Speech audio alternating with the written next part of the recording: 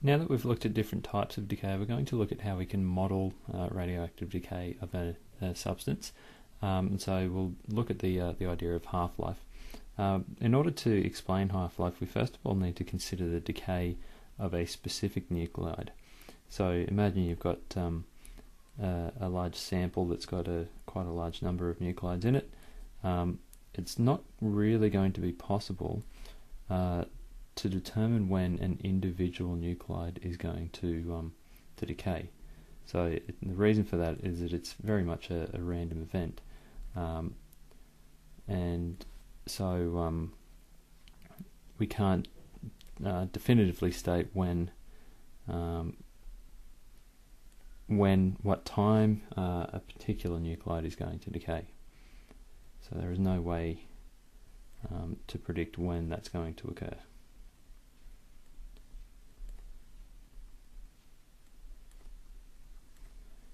But we don't usually have one nuclide by itself. It's usually contained in a large sample. So if we consider the fact then that we do have a large sample or a large number,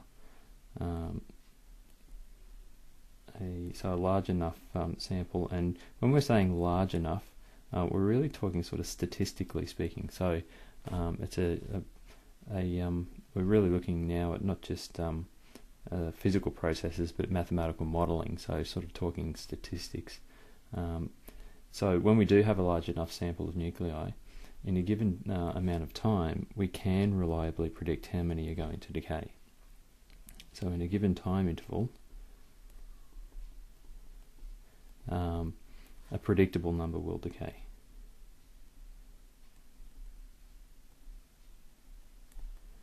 And that then means that if we can identify how many are going to decay, we can then start to model what's going to happen in that relationship.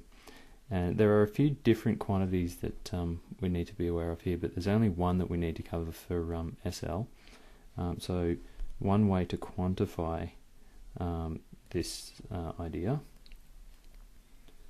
is to look at the half-life.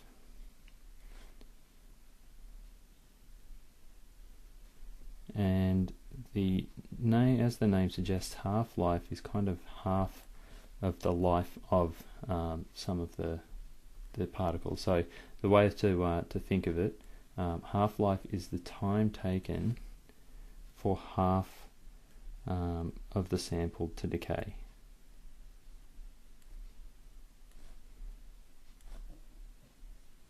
So if we start off with a certain amount, one half-life later we'll be left with half of that. And so it then allows us to start to model more effectively how much is going to be left after a given amount of time. Now, when we say half of the sample to decay, we could talk about the mass of the sample, or we could talk about the number of nuclei. Considering that each nuclei has the same mass, then converting the number of nuclei to the mass is a fairly straightforward proposition. If we look at half-lives, there are a few examples that I'll just write down here just to provide a bit of scope for the wide range of half-lives that you might come across. For uranium-235, its half-life is 7.03 by 10 to the 8 years. So quite a long half-life, so it's going to take quite a long time for uranium-235 to decay. Incidentally, uranium-235 is used in nuclear power plants. If we go to a bit of a shorter half-life, so carbon-14, which is used for carbon dating of anything that's up to about 20,000 years old, carbon-14 has a half-life of 5,700 years. So a fair bit shorter than uranium, but still quite long in terms of our lifetime. The next one is that we'll jot down as an example is fluorine-18, and that's used in medical applications for medical imaging. That has a half-life of 1 hour and 49.7 minutes. So you can see there it's much shorter. Now there's quite a few that fall within sort of the range of these two. Quite a number that have got half-lives in the sort of years or months or days, but just sort of providing a bit of a scope as to the range that you might come across. The last example, sort of getting to the smaller scale again, barium has a half-life of 893 milliseconds, barium-147. So you can see there's quite a large variation in half-lives of different isotopes. Now, if we consider in a bit more detail this idea of half-life, I want to produce a graph here that will allow us to look more carefully at what happens with half-life. So what we'll work with here is time on the horizontal axis as per usual, and number of nuclei expressed by the letter N on the vertical axis. So don't get confused here with neutron number and number of nuclei, two different letters or the same letter to represent two different things. So if we consider what we'd start with, we'll make a mark here to say that that's the number of nuclei that we're starting with. We'll call that N0. So N0 is just the starting amount.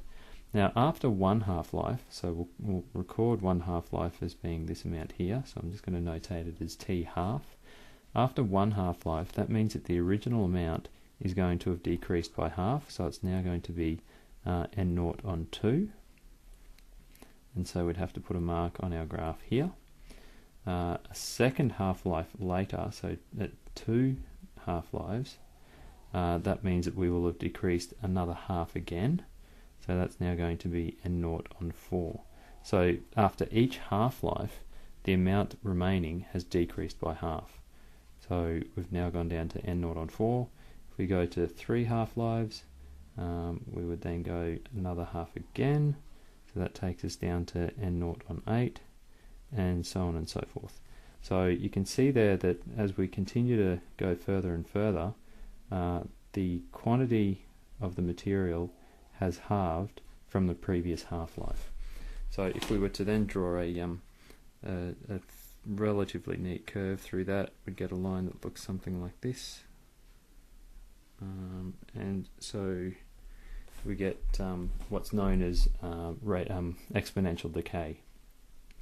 So in this scenario, the modelling that we would do here, you're actually going to cover that in one of the maths courses. You'll look at exponential decay. For HL, we'll go into this scenario in more detail in subtopic 12.2 on nuclear physics. But for SL, all we really need to worry about are these amounts here. So we don't need to worry about what happens in between. So this section here, we're not covering that in SL, but we'll get to that in HL in subtopic 12.2, as I said. So if we know how much of the material we start with, then one half-life, we know that's decreased by half. After 2 half-lives, it's decreased again by half, so down to a quarter. After another half-life, it's going to have decreased by half again, so down to 1/8, and so on and so forth. And in class, for one of our pracs, we'll actually do a simulation of radioactive decay, and we'll sort of explore this idea with not with real radioactive isotopes, but with something that can simulate a radioactive isotope, so we can sort of model this relationship and figure out what the half-life of that particular simulation is.